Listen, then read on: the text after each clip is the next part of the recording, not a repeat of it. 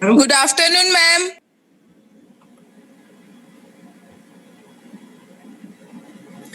Good afternoon. Okay. Now कैसी रही सभी की दिवाली? बहुत अच्छी रही मैम, आपकी कैसी रही? अच्छी रही. ओके. नाउ स्टार्ट करते हैं. सभी लोग ज्वाइन हो जाए. 1 मिनट.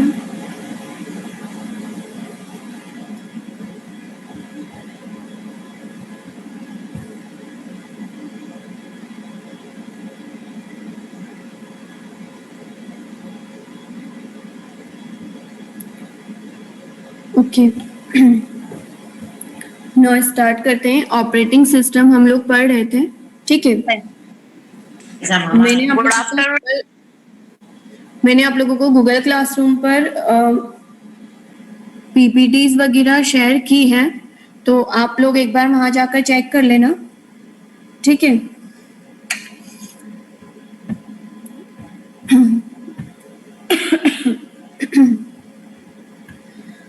ना आज हम लोग पढ़ते हैं कि टाइप्स ऑफ ऑपरेटिंग सिस्टम. मैंने ऑपरेटिंग सिस्टम्स के बारे में आप लोगों को बताया था कि ऑपरेटिंग सिस्टम होता क्या है और क्या क्या फंक्शंस होते हैं ऑपरेटिंग सिस्टम्स के, ठीक है. हम लोगों ने पढ़ा था कि ऑपरेटिंग सिस्टम का क्या वर्क होता है, मेनली ऑपरेटिंग सिस्टम क्यों यूज होता है, ठीक है. तो ऑपरेटिंग सिस्टम क्या करता है, एक यूजर इंटरफेस की तरह वर्क करता है, किसके, यूजर और हार्डवेयर के बीच में, ठीक है. जो भी मतलब चीजें हम लोग यूजर और कंप्यूटर हार्डवेयर के बीच में जो भी चीजें मतलब वर्क कर रही हैं वो किसकी हेल्प से कर रही है, ऑपरेटिंग सिस्टम्स की हेल्प से, ठीक है.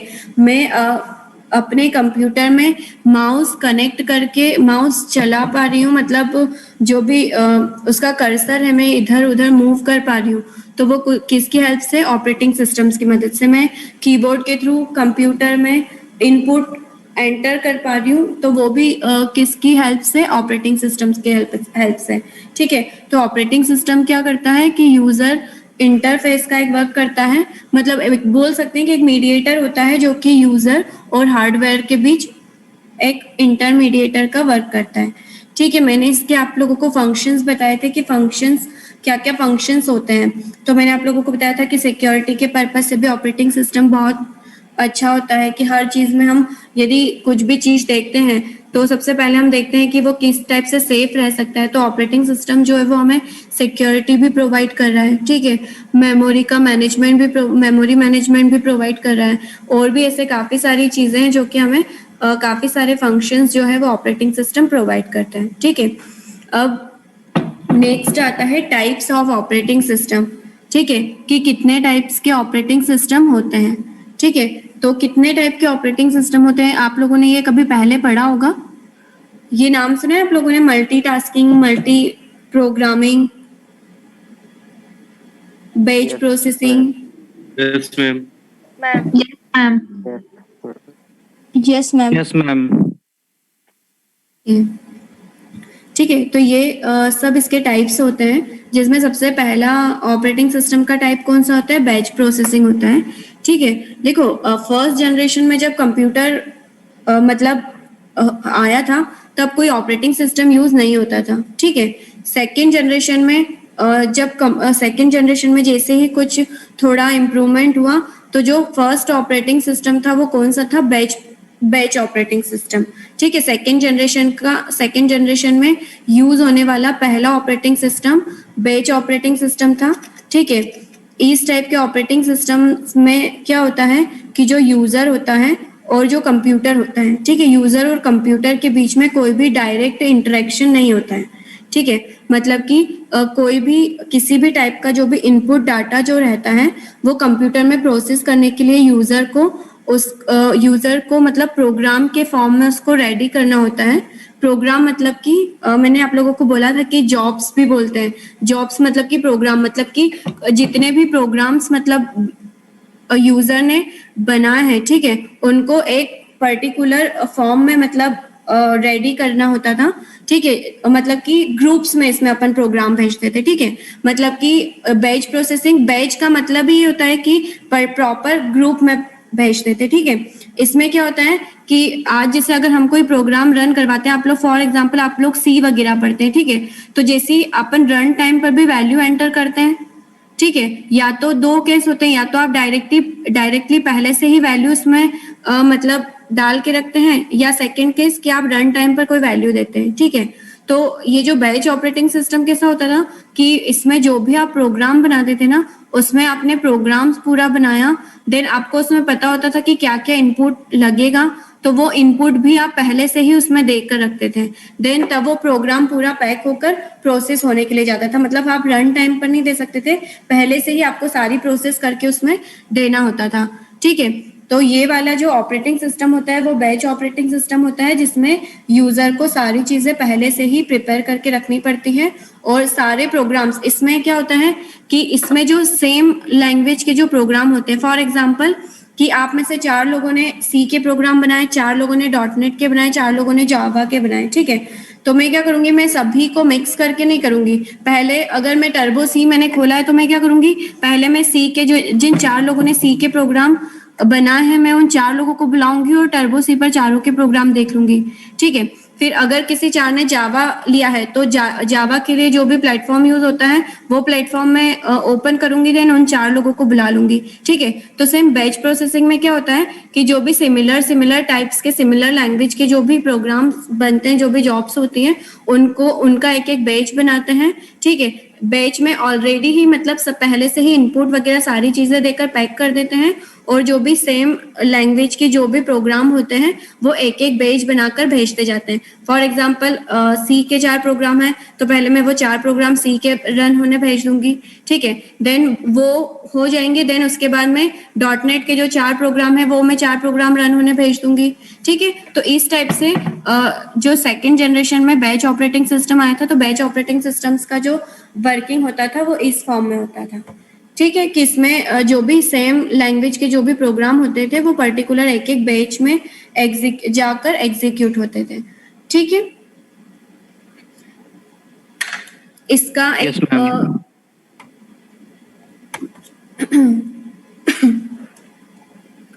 देखो इसका एडवांटेज ये है कि जितनी भी मतलब कॉमन प्रोग्राम होते थे, मतलब जो एक जैसे प्रोग्राम होते थे वो एक बैच में मतलब एक बैच में अपन दे देते थे। ठीक है, जिससे उसका टाइम काफी कम हो जाता था। ठीक है, एक से ज्यादा यूजर बैच जो भी सिस्टम है उसको शेयर कर सकते थे। मतलब 4 लोगों का एक ही लैंग्वेज में यदि प्रोग्राम है तो 4 लोगों के एक साथ प्रोग्राम रन भी हो रहे हैं। ठीक है, तो ये इसका एक बेनिफिट था। ठीक है, इसके बाद नेक्स्ट आता है मल्टी प्रोग्रामिंग। नाम से ही पता चल रहा है मल्टी प्रोग्रामिंग। इसमें क्या होता है, किसी को पता है? मैम मल्टीपल प्रोग्राम्स एक साथ रन हो सकते हैं। सॉरी, मल्टी प्रोग्रामिंग, देखो मल्टी प्रोग्रामिंग मतलब कि एक से ज्यादा प्रोग्राम। ठीक है, देखो मल्टी प्रोग्रामिंग में क्या होता है कि अगर मतलब कोई भी प्रोग्राम मतलब मेन मेमोरी में एक से अधिक प्रोसेस या प्रोग्राम को हम एग्जीक्यूट करने के लिए रख देते हैं। ठीक है, तो वो क्या होता है, मल्टी प्रोग्रामिंग होता है। ठीक है, देखो मतलब मान लो कि मेन मेमोरी में मैंने कोई भी प्रोग्राम्स, एक से ज्यादा प्रोग्राम यदि मैंने रखे हैं एग्जीक्यूट होने के लिए, ठीक है, तो वो क्या हो जाएगा, मल्टी प्रोग्रामिंग होगा। ठीक है। इसमें क्या होता है कि जब भी कोई प्रोसेस कंप्यूटर में रन होती है तो उसे सीपीयू टाइम के अलावा इनपुट आउटपुट टाइम की भी आवश्यकता होती है। और जब प्रोसेस इनपुट आउटपुट या कुछ अन्य इवेंट करता है जिसमें सीपीयू की कोई आवश्यकता नहीं है तो उतना समय सीपीयू को बेकार बैठने के बजाय वो क्या करता है कि जो बात की जो मतलब जो नेक्स्ट प्रोग्राम है, ठीक है, सीपीयू क्या करता है कि जो मेन मेमोरी में जो सेकंड जो प्रोग्राम प्रोसेस के लिए रेडी कंडीशन में होता है वो क्या करता है उसको ले लेता है वर्किंग के लिए। ठीक है, मतलब सीपीयू इसमें वेट नहीं करता। देखो सेकंड चीज, फर्स्ट बैच प्रोसेसिंग में क्या होता है कि हम ग्रुप में भेजते हैं। ठीक है, जब तक एक ग्रुप रन होकर बाहर नहीं आता है तब तक सेकंड वाला ग्रुप क्या करता है, वेट करता है। ठीक है, तो इसमें सीपीयू को भी वेट करना पड़ता है ना। और कंप्यूटर क्या होता है, शुरू से ही अपन बोलते हैं कंप्यूटर क्या है, मल्टीटास्किंग वर्क करता है, मतलब एक से ज्यादा वो वर्क करता है। अब कंप्यूटर में सीपीयू का यही मतलब है ना कि कंप्यूटर फास्ट वर्क करता है, तो अगर सीपीयू ही फ्री बैठ रहा है तो मतलब कितना टाइम वेस्ट हो रहा है। ठीक है, तो मल्टी प्रोग्रामिंग ऑपरेटिंग सिस्टम में क्या, ये जो ऑपरेटिंग सिस्टम का जो टाइप है मल्टी प्रोग्रामिंग, इसमें क्या हुआ कि जब भी कोई यूजर मतलब एक से ज्यादा प्रोग्राम यूज करता है तो जब भी अपन कंप्यूटर में कुछ भी वर्क करते हैं तो वो डाटा सबसे पहले कहाँ सेव होता है, आपका मेन मेमोरी में होता है। ठीक है, जो कि टेम्परेरी मेमोरी होती है। ठीक है, जब भी डाटा आपका मेन मेमोरी में सेव होता है, ठीक है, तो जैसे ही मान लो कि आपका एक प्रोग्राम मेन मेमोरी में आपके 4 प्रोग्राम रन कंडीशन के लिए रखे हुए हैं, आप एक प्रोग्राम रन कर रहे हैं, अब उस एक प्रोग्राम को आपने रन किया लेकिन बीच में वहां पर उसको कहीं इनपुट की आवश्यकता पड़ रही है। ठीक है, और आप मतलब इनपुट जो भी यूजर है वो इनपुट देने के लिए वेट कर रहा है, तो कंप्यूटर क्या करेगा कि उसको वो वहीं पर, अगर जो भी उसका वेटिंग टाइम है वो उस टाइम तक वेट करेगा, और अगर तब तक भी उस प्रोग्राम को इनपुट नहीं मिलता है तो कंप्यूटर क्या करेगा, जो भी नेक्स्ट प्रोग्राम जो कि मेन मेमोरी में जो दूसरा प्रोग्राम रखा है उसको क्या कर देगा, फर्स्ट वाले प्रोग्राम को वहीं छोड़कर सेकंड वाले प्रोग्राम को स्टार्ट कर देगा रन करने के लिए।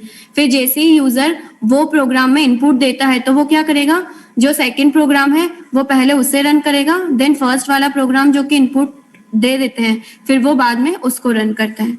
ठीक है, तो ये क्या हो जाएगा मल्टी प्रोग्रामिंग। इसमें क्या होता है कि सीपीयू फ्री नहीं बैठता है, वो प्रोसेस को एग्जीक्यूट करने के लिए, मतलब जो भी प्रोसेसेस रहेगी उनको एग्जीक्यूट करने के लिए वेट नहीं करेगा। ठीक है, और बैच प्रोसेसिंग में क्या होता है कि सीपीयू को एग्जीक्यूशन के लिए वेट करना पड़ता है कि पहले एक एक बैच मतलब फ्री होते जाएंगे, देन वो नेक्स्ट बैच को एग्जीक्यूट करेगा। ठीक है, मल्टी प्रोग्रामिंग समझ में आया? Yes ma'am. देखो इसमें सिंपल सा है, मल्टी प्रोग्रामिंग में मल्टी मतलब कि बहुत सारे प्रोग्राम्स। ठीक है, जब बहुत सारे प्रोग्राम्स हम रन करेंगे तो ऑब्वियसली बात है ना, सीपीयू एक के बाद एक ही उसे रन करेगा। ठीक है, जो प्रोग्राम्स पहले जिसका जो प्रोग्राम पहले एग्जीक्यूट होगा वो मतलब पहले वो ही रन होगा। ठीक है, अगर इन केस किसी प्रोग्राम को इनपुट की जरूरत है, मतलब मैन्युअली हमें देना पड़ रहा है उसमें कुछ भी इनपुट, ठीक है, तो अगर यूजर की तरफ से लेट होता है तो सीपीयू क्या करता है, वेट नहीं करता है, वो इंटरनली सेकंड प्रोग्राम जो कि मेन मेमोरी में ऑलरेडी रखा हुआ है वो उसको प्रोसेस में ले आता है। ठीक है, देखो मल्टी प्रोग्रामिंग ऑपरेटिंग सिस्टम के एडवांटेज है कि सीपीयू का अधिक यूज होता है। ठीक है, इसमें सीपीयू का ज्यादा से ज्यादा यूज होगा क्योंकि इसमें सीपीयू रेस्ट नहीं करता है। अगर एक प्रोसेस में टाइम लगता है तो वो रैंडमली सेकंड प्रोसेस को उठा लेता है। ठीक है, इसमें मेमोरी में जो भी दूसरे प्रोग्राम्स को प्रोसेसिंग के लिए वेट नहीं करना पड़ता है और रिस्पॉन्स टाइम भी इसका कम होता है। ठीक है, आज के टाइम के लिए मल्टी प्रोग्रामिंग मतलब काफी यूजफुल है क्योंकि किसी को मतलब सीपीयू वगैरह मतलब यूजर को वेट नहीं करना पड़ता है उसके प्रोग्राम रन करने के लिए, और ना ही सीपीयू को। ठीक है, इसके बाद आता है multitasking programming, multitasking operating system. Multitasking operating system में क्या होता है, ये तो सबसे इजी है। मल्टीटास्किंग में क्या होता है,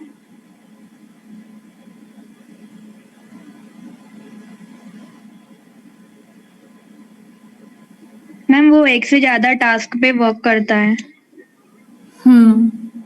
और कोई?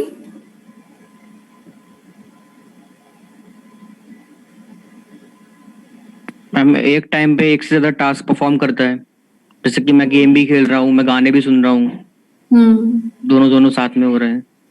हाँ, देखो मल्टीटास्किंग में क्या होता है कि मल्टीटास्किंग भी एक तरह का मल्टी प्रोग्रामिंग का ही एक कॉन्सेप्ट है, ठीक है। लेकिन इसके साथ इसमें टाइम शेयरिंग भी मतलब टाइम शेयरिंग भी इसमें रहता है मल्टीटास्किंग में, ठीक है।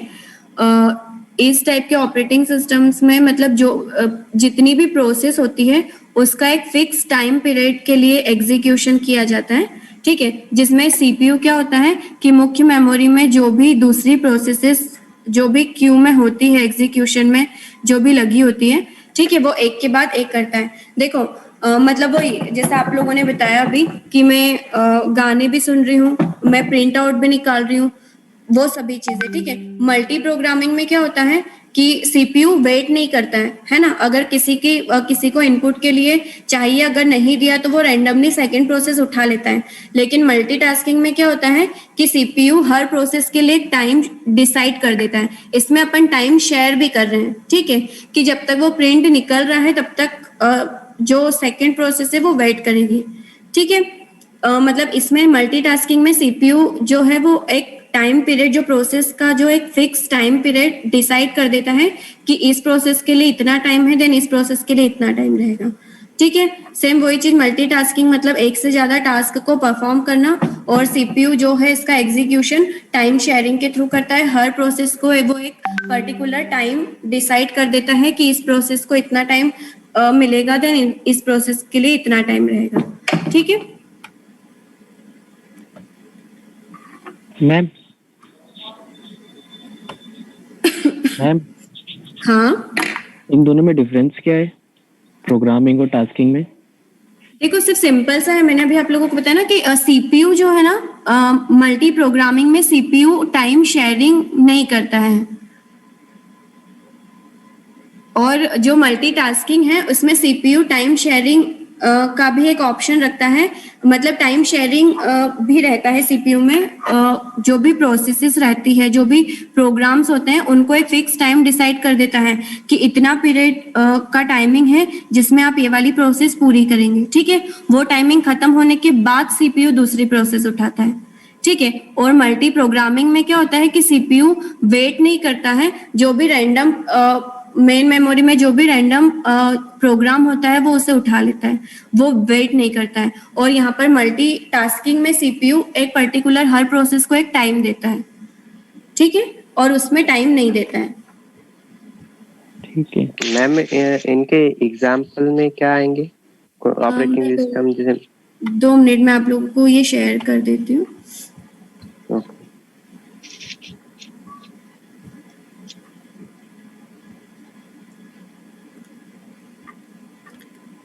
कब चला गया?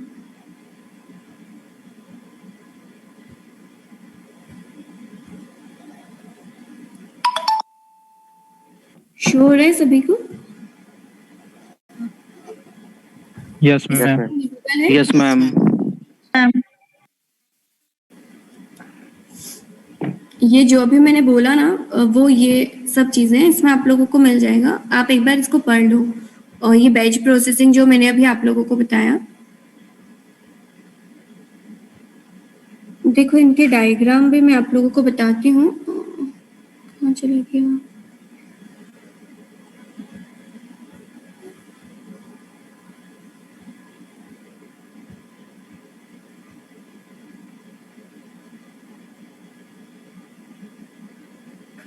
या शुभम? मैम, जो पंच कार्ड होता है वो फिजिकली कैसा दिखता है?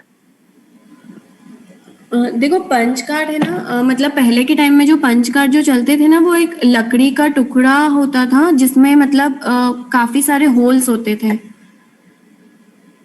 एक्चुअली मतलब मेरे टाइम तक भी पंच कार्ड तो नहीं था, बट जो पंच कार्ड का जो मतलब जो जिस हिसाब से दिखता है वो पंच कार्ड ही होता है कि जो लकड़ी का एक टुकड़ा है जिसके अंदर काफी सारे होल्स होते हैं, और उन होल्स के थ्रू ही जो आप जैसे जो भी प्रोग्राम्स बनाते हैं, ठीक है, वो उस होल्स में ही मतलब पैक करके फिर मतलब जो भी आपका ऑपरेटिंग सिस्टम होता था उस मशीन के अंदर डालते थे।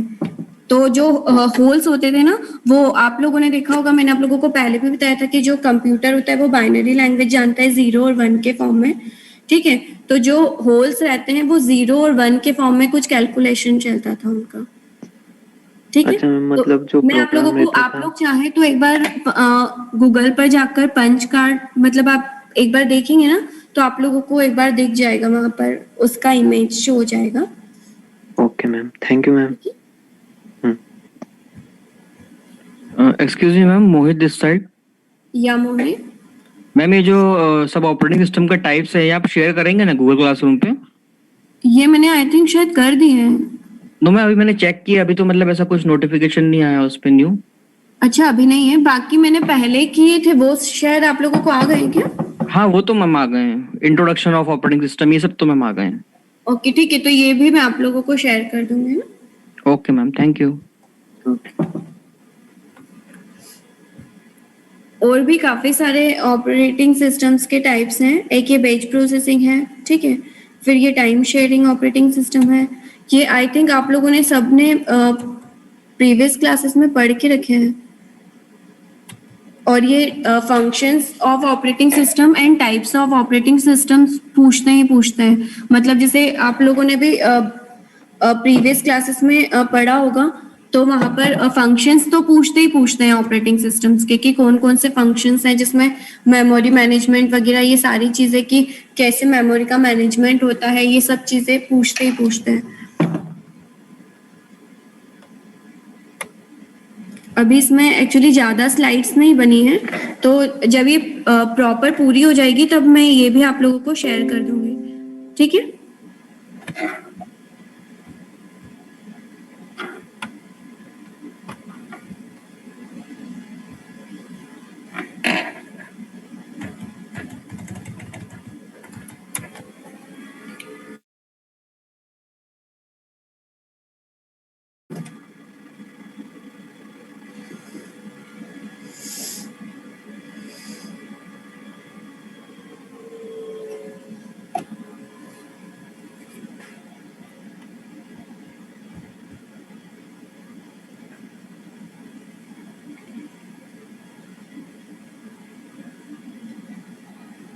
देखो, टाइप्स ऑफ ऑपरेटिंग सिस्टम मतलब कि ऑपरेटिंग सिस्टम कितने कितने टाइप से वर्क कर रहा है, मतलब कैसे कैसे वर्क कर रहा है, ठीक है।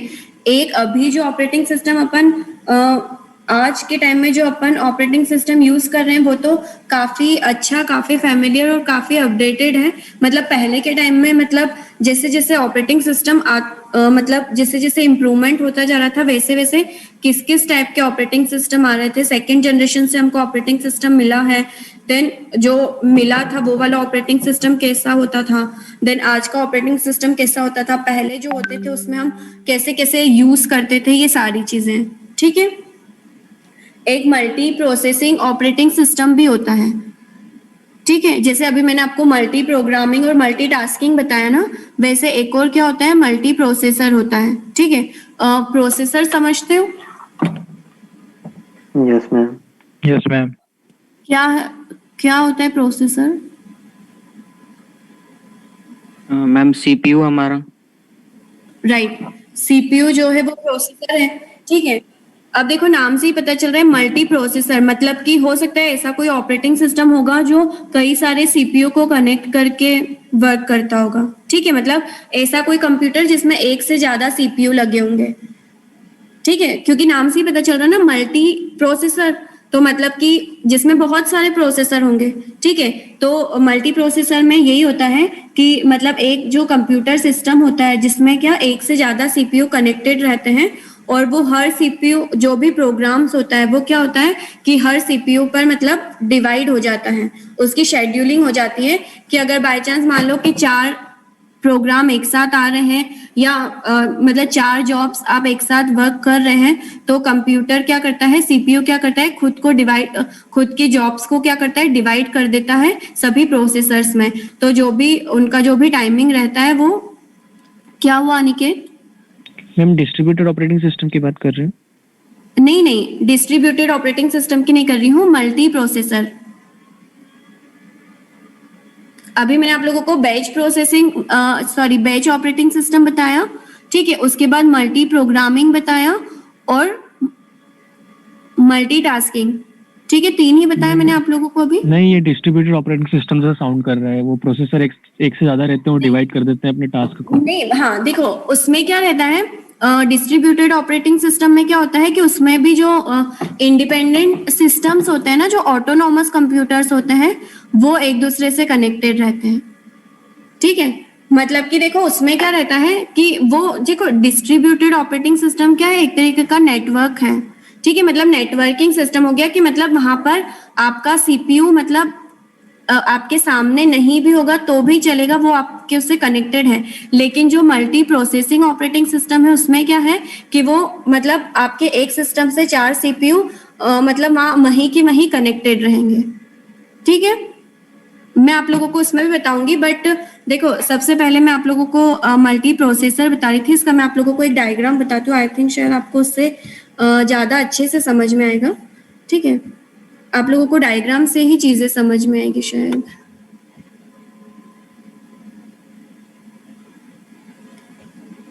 बाकी आप जो डिस्ट्रीब्यूटेड सिस्टम का बोल रहे हैं ना, डिस्ट्रीब्यूटेड ऑपरेटिंग सिस्टम तो नेटवर्क के थ्रू जो सीपीयू रहते हैं वो कनेक्टेड होते हैं, और मल्टी प्रोसेसर में नेटवर्क का मतलब वो नहीं रहता है। उसमें जो सीपीयू रहते हैं वो मतलब फॉर एग्जांपल कि एक रूम में एक सिस्टम में 4 सीपीयू एक रूम के अंदर ही कनेक्टेड है और वो चारों सीपीयू एक रूम में ही है, तो ये मल्टी प्रोसेसर होगा। और डिस्ट्रीब्यूटेड ऑपरेटिंग सिस्टम में क्या होगा कि आपके 4 सीपीयू मान लो कि एक सिस्टम से कनेक्टेड है, तो ऐसा गारंटी नहीं है कि 3 सीपीयू भी उसी रूम में हो, वो कहीं बाहर भी हो सकते हैं। ठीक है, ठीक है मैम। 1 सेकेंड में आपको उसका डायग्राम बता देती हूँ।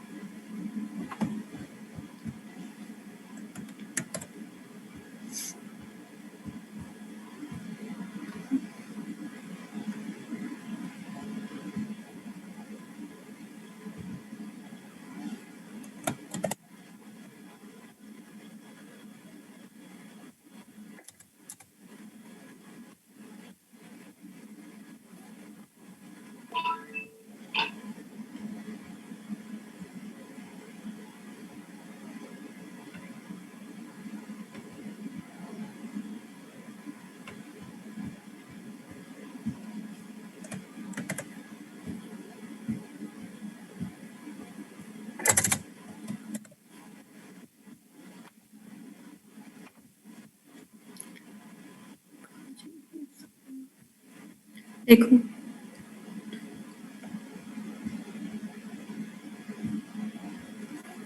देखो शो हो रहा है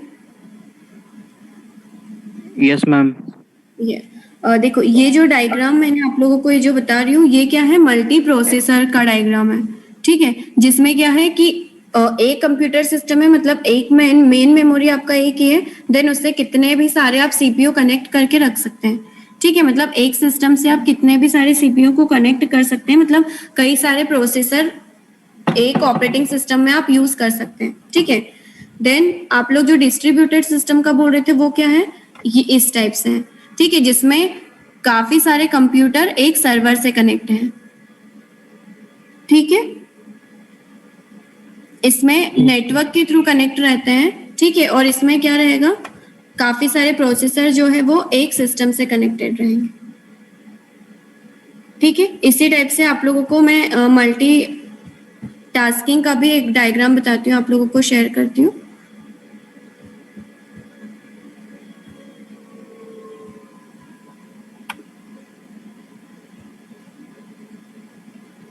और एक और चीज, अगर जैसे आप लोगों से ये पूछते हैं ना मल्टीटास्किंग, मल्टी प्रोग्रामिंग एंड ये सारी चीजें, तो इसमें आप लोग डायग्राम बनाना, डायग्राम के नंबर मिलते हैं। ठीक है, ओके।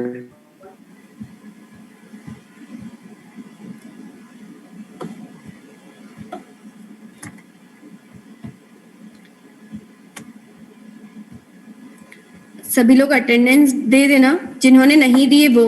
ठीक है,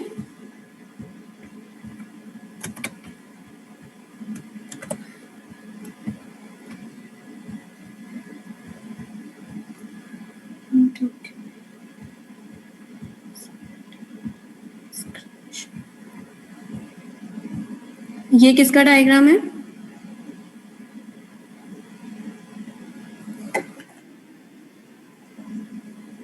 मल्टीटास्किंग, राइट। देखो मतलब कि एक जो यूजर है वो एक्सेल भी चला रहा है, वर्ड भी चला रहा है, और एक और कोई एप्लीकेशन चला रहा है, ब्राउज कर रहा है, ठीक है, नेट सर्फिंग कर रहा है। तो तीनों ही चीजें मतलब इनपुट जा रही है ऑपरेटिंग सिस्टम पर और सीपीयू से प्रोसेस कर रहा है। मतलब एक से ज्यादा टास्क परफॉर्म हो रहे हैं, ठीक है। तो ये क्या हो जाएगा? मल्टीटास्किंग, ठीक है। देन एक और आप लोगों को डायग्राम बताना है ना। ये सब चीजें मैं आप लोगों को उस पर भी शेयर करूंगी, ठीक है।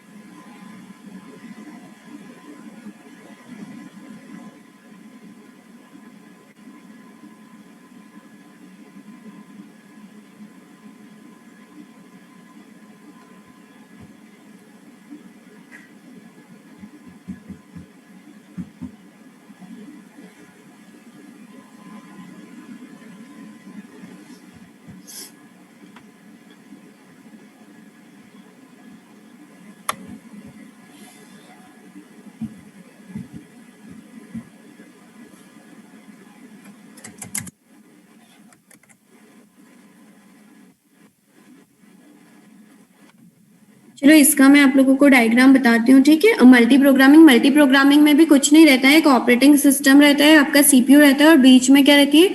जॉब्स क्यू में रहती है, ठीक है। मतलब बहुत सारी जॉब्स रहती है वन बाय वन।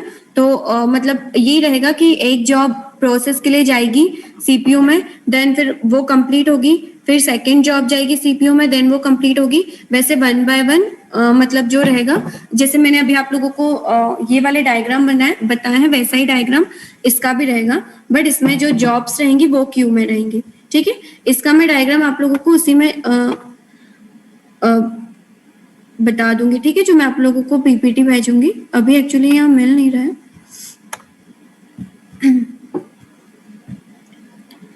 आप सभी लोगों ने अटेंडेंस मुझे चैट पर सेंड किया है ना? जिन्होंने नहीं किया वो ही सेंड करना। शुभम,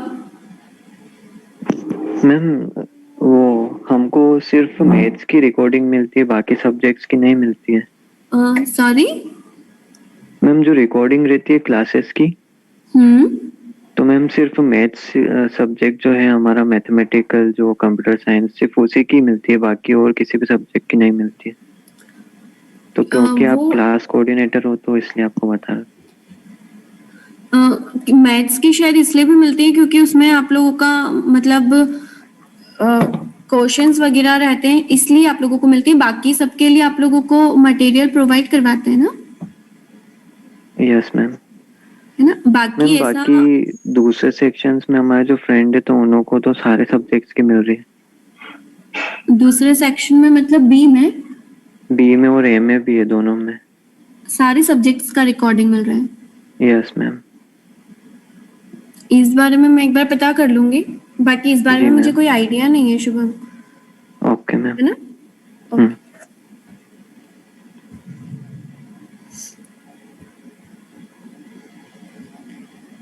क्योंकि रिकॉर्डिंग्स आप लोगों को शेयर करना आई थिंक अलाउ नहीं है। आप लोगों के लिए जो भी रहता है वो नोट्स वगैरह हम लोग आप लोगों को प्रोवाइड करा रहे हैं, इवन सभी सब्जेक्ट्स के।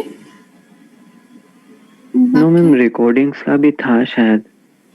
मैम मैथ्स के तो मैम फर्स्ट डे से ही रिकॉर्डिंग मिल रही है मैम। हाँ, मैथ्स की तो आप लोगों को मिलेगी, मैथ्स की तो मिलेगी आप लोगों को, क्योंकि जो भी क्वेश्चंस वगैरह करवा रहे हैं वो आप लोगों को उसके लिए तो लगेगी रिकॉर्डिंग।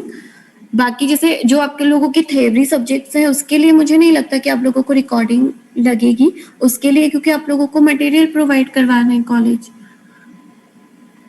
है ना। तो मैथ्स को छोड़कर एक बार मैं मतलब कंफर्म कर लूंगी क्या है क्या नहीं, ठीक है। अगर लगेगी तो दूसरी फैकल्टीज भी आप लोगों को भेज देगी, ठीक है। और नहीं है तो फिर आप लोगों को फिर सिर्फ मटेरियल से ही काम चलाना पड़ेगा। ठीक है मैम। ठीक है।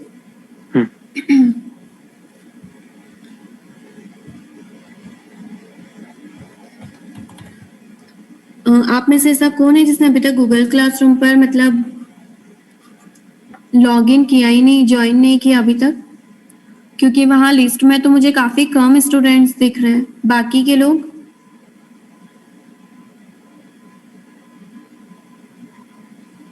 या फिर कल मुझे ही नाम बताने पड़ेंगे किस किस ने नहीं किया? ऐसा कोई है जिसे गूगल क्लासरूम का कोड भी नहीं पता है तो आप ऐसा बता दो, मैं आप लोगों को अगेन एक बार अपडेट कर दूंगी।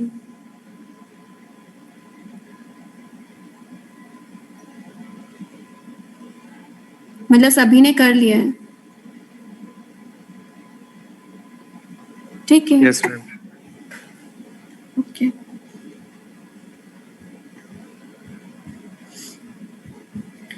देखो अभी तक ऑपरेटिंग सिस्टम में आप लोगों को जो भी पढ़ा है इसमें से 2 टॉपिक्स आप लोग अच्छे से पढ़ लो, types of operating system and functions of operating system.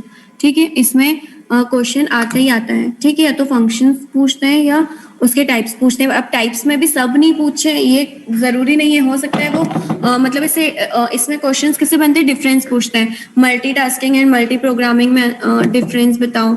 ठीक है, टाइम शेयरिंग और मल्टी प्रोग्रामिंग में डिफरेंस बताओ। तो मतलब आप लोग जो भी तैयारी करें वो इस हिसाब से ही करना कि जो भी डिफरेंस है वो भी आप लोगों को इसमें यदि पूछे जाए तो आप लोग लिख सकते हैं। ठीक है, बट ये 2 टॉपिक आप लोग अच्छे से पढ़ लेना। आज आप लोग ये जो मैंने आप लोगों को 4 बताए हैं, 3 बताए ना, 3-4 जो भी बताए आप ये अच्छे से पढ़ लो। बाकी कल मैं आप लोगों को डिस्ट्रीब्यूटेड नेटवर्क और जो भी टाइम शेयरिंग ये सब चीजें मैं आप लोगों को, बाकी के जो भी टाइप्स हैं वो मैं आप लोगों को कल बताऊंगी। ठीक है, और इसमें भी अगर कोई, क्योंकि ये जो आज मैंने बताया ये भी मेन है, मतलब इम्पोर्टेंट है, इसमें अगर नहीं समझ में आते हैं तो आप कल मुझसे एक बार और पूछ सकते हैं। ठीक है, कौन?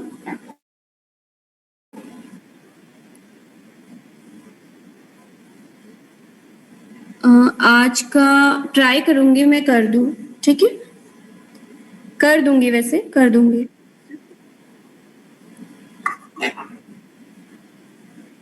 क्या?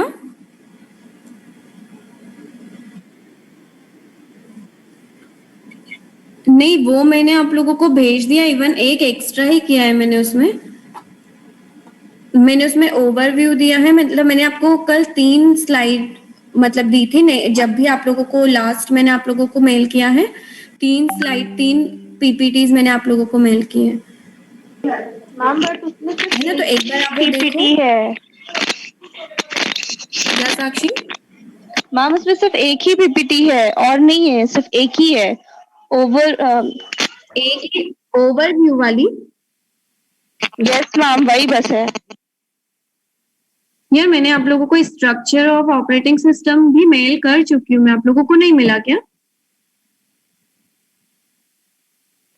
अरे यार, मतलब मैंने आप लोगों को 2 मतलब स्ट्रक्चर वाली तो मैंने एडवांस में कर दी थी कि वो भी मैं पढ़ाऊंगी, और टाइप्स नहीं किया था क्योंकि वो मेरी खुद की आधी बनी थी पीपीटी, तो मैंने टाइप्स ऑफ ऑपरेटिंग सिस्टम नहीं किया, बाकी स्ट्रक्चर ऑफ ऑपरेटिंग सिस्टम भी किया था। एक बार मैं चेक करके आप लोगों को बता रही हूँ। ठीक है, ओके मैम, बिकॉज वहाँ पे सिर्फ एक ही है। सेशन एंड होने वाला है। ठीक है, क्या बोल रही हो साक्षी? मैम उसमें मैंने अभी भी चेक किया, कल भी किया था, लेकिन आपने सिर्फ एक ही ओवरव्यू वाली पीपीटी एक ही है? Yes ma'am. ओके, ठीक है, तो फिर मैं आप लोगों को बाकी का भी कर दूंगी, है ना? चलिए ठीक है, थैंक यू। सेशन एंड होने वाला है। Thank you ma'am. Okay, thank you.